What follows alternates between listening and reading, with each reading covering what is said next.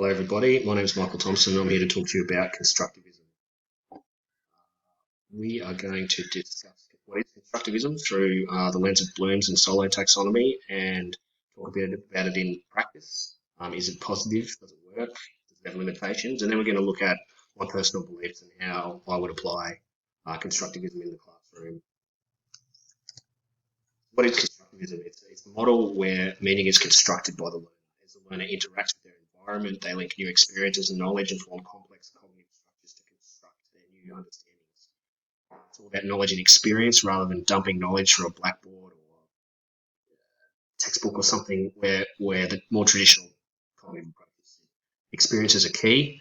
Piaget and Vygotsky, the key figures in the development of it, with Piaget developing the how, the cognitive processes of constructivism, whereas Vygotsky focused a little bit more on the social factors. Constructivism learners learn by doing. They're active participants in their own learning experience. They self-regulate, self-monitor, self-assess, and that metacognition and thinking about their own thinking is key to constructivism. The social interaction with their peers, parents, teachers is key to constructivism, so working in groups and learning that way. And the knowledge is always relative is a key principle of constructivism. Everyone's different, they've all got different ways of processing thoughts, different experiences, different social context processes. Everyone's unique. That's constructivism. So looking at it through the lens of Bloom's revised taxonomy, you can see that you've got the surface level concepts of verbs, here we go, of remembering, understanding, apply, analyse, evaluate, create.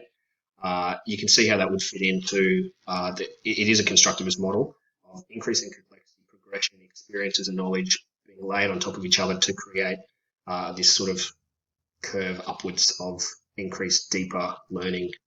I don't like it too much, personally. I like this one better. I like the Solo model of structure of the observed learning outcomes. With, again, an increase in surface level to deeper, more complex learning and processing from unique structural up to extended and abstract. And you can see how that would incrementally happen in a constructivist model as we've just described it. So I like that. I like that one. And it's not only me who likes it, it does work. This study here shows that learner-centered experiences and variables do have a positive correlation with positive student outcomes, and so more learner-focused, like postulates, it's good, works. Learners working together are effective, and experts can teach novices. There's studies out there that show that constructivist approaches do work. However, there's limitations. Unguided or limited guidance can result in lost and frustrated students, as you can imagine. It does take a lot of time and investment of resources to get constructivist environments up and going and functioning and ongoing and incrementally going and progressing. So it's been leveled as a criticism and misused, incompetent application of the framework cannot meet students' needs, and that's you'd expect that. But again, these criticisms have been leveled and rebutted by especially the social elements proposed by Vygotsky that are the misconceptions of the model, or they're not applied well, and that's why they don't work. So most people think it works, and it does.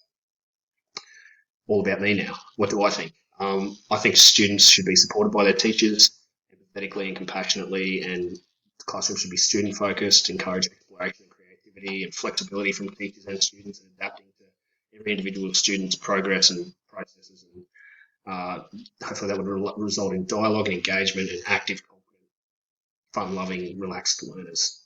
So you can see that I built constructivist. I really like the theory. It fits well with me, and I think it's got a place in classrooms. I think it would work, and I think it would work for me and my students. So how would I teach? Let's explicitly link to constructivism here. So I would identify students' views and ideas, learner-centric, student-focused. I'd create opportunities for students, so I'd facilitate and guide to explore their ideas. So that's explicitly linking again to constructivism there, and providing the stimuli for students to develop, again, linking teachers facilitate the learning in constructivism. And I'd support their attempts to rethink and reconstruct their ideas and views. So that metacognition and reflection is central to constructivism is something that I really focus on, and it fits in with my beliefs really well. So specific examples are some these advanced organisers, so giving students like a heads up develop statement before instruction, so allowing them to progress through the solo process or the blooms. They're getting an opportunity to see what it is and remember, and then they can grow and increase the deeper learning there. Analogies, just a simple prompt and guidance. It's in constructivism that could come from a group exercise, and they can work together on that. And elaboration, thinking about new material. So that's then you can have some thinking about the thinking and the cognition and metacognition. And I think that there's a lot of room to move with constructivism. I really like it. So, in conclusion, I think that any approach that focuses on learners and is adaptable is going to create a good opportunity, and I can see how that would work based on my views. And celebrate the beautiful complexity of human minds and how we resonate with each other and bounce off each other. And constructivism, I think, encapsulates that quite well. In terms of self-guided stuff and guidance for students, I think you need to really express empathy and emotional intelligence and really work out what works for who and how and when to prompt, when to stop, when to rein in, when to encourage, and that fits in with constructivism. I think that the peer interactions are not to be undervalued, and I like that. And choosing groups that focus on people's attributes and all that sort of stuff is quite good. And uh, there's a lot of ideas out there to keep it going, but I'm optimistic. I think constructivism will work, and I hope that it continues to for me and others. Thank you.